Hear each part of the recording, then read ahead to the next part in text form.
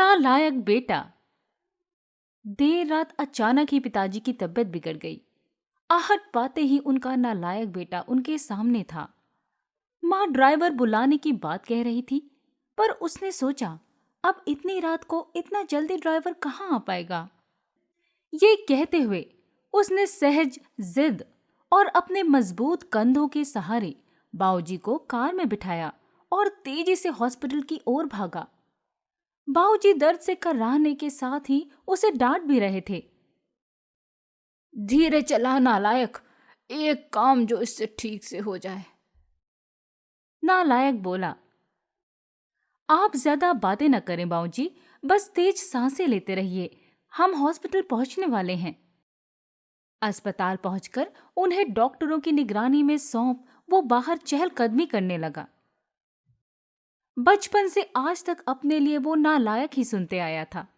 उसने भी कहीं ना कहीं अपने मन में ये स्वीकार कर लिया था कि उसका नाम ही शायद नालायक है। तभी तो स्कूल के समय से ही घर के लगभग सब लोग कहते थे कि नालायक फिर से फेल हो गया। नालायक को अपने यहाँ कोई चपरासी भी ना रखे, कोई बेवकूफ ही इस नालायक को अपनी बेटी देगा। शादी होने के बाद भी वक्त बेवक्त सब कहते रहते हैं कि इस बेचारी के भाग फूटे थे जो इस नालायक के पल्ले पड़ गई। हाँ, बस एक माँ ही है जिसने उसके असल नाम को अब तक जीवित रखा है। पर आज अगर उसके बाऊजी को कुछ हो गया तो शायद वे भी। इस ख्याल के आते ही उसकी आंखें छलक गईं और वो उनके लिए हॉस्पिटल में बने एक मंदिर में प्रार्थना में डूब गया। प्रार्थना में शक्ति थी, यह समस्या मामूली। डॉक्टरों ने सुबह सुबह ही बाऊजी को घर जाने की अनुमति दे दी। घर लौटकर उनके कमरे में छोड़ते हुए बाबूजी एक बार फिर चीखे, छोड़ नालायक, तुझे तो लगा होगा कि बूढ़ा अब लौटेगा ही नहीं। उदास वो उस कमरे से निकला तो माँ से अब रहा नहीं गया। इतना सब तो करता है, बावजूद इसके आपके लिए वो नालायक ही है। विवेक और विशाल दोनों अभी तक सोए हुए हैं। उन्हें तो अंदाजा तक नहीं है कि रात को क्या हुआ होगा। बहुओं ने भी शायद उन्हें बताना उचित नहीं समझा होगा। ये बिना आवाज दिए आ गया और किसी को भी परेशान नहीं किया। भगवान न करे कल को कुछ अनहोनी हो जाती तो। और आप है कि उसे शर्मिंदा करने और डांटने का एक भी मौका नहीं छोड़ते। कहते कहते माँ रोने लगी थी। इस बार बाऊजी ने आश्चर्य भरी नजरों से उनकी ओर देखा और फिर नजरें नीची कर ली। माँ रोते रोते बोल रही थी, अरे क्या कमी है हमारे बेटे में? हाँ मानती हूँ, पढ़ाई में थोड़ा कमजोर था। तो क्या क्या सभी होशियार ही होते हैं?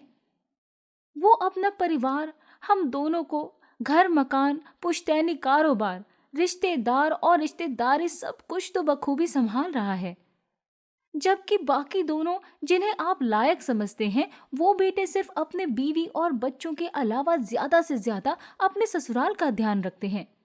कभी पूछा आपसे कि आपकी तबीयत कैसी है? और आप? बाबूजी बोले, सरला, तुम भी मेरी भावना नहीं समझ पाई। मेरे शब्द ही पकड़े ना। क्या तुझे भी यही लगता है कि इतना सब होने के बाद भी इसे बेटा कह के नहीं बुला पाने का, गले से नहीं लगा पाने का दुख तो मुझे नहीं है? क्या मेरा दिल पत्थर का है? हाँ सरला, सच कहूं, दुख तो मुझे भी होता ही है, पर उससे भी अधिक डर लगता है कि कहीं ये भी उनकी ही तरह लायक ना बन जाए। इसलिए मैं इसे इसकी पूर्णता का एहसास इसे अपने जीते जी तो कभी नहीं होने दूंगा। माँ चौंक गई। ये क्या कह रहे हैं आप? हाँ सरला, यही सच है। अब तुम चाहो तो इसे मेरा स्वार्थ ही कह लो।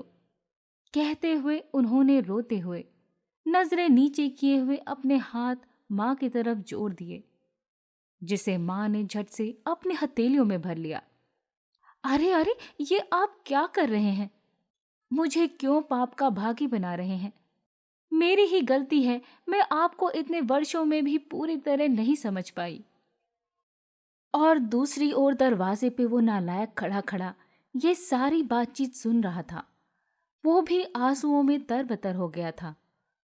उसके मन में आया कि दौड़कर अपने बाबूजी के गले से लग जाए, पर ऐसा करते ही उसके बाबूजी झेप जाते।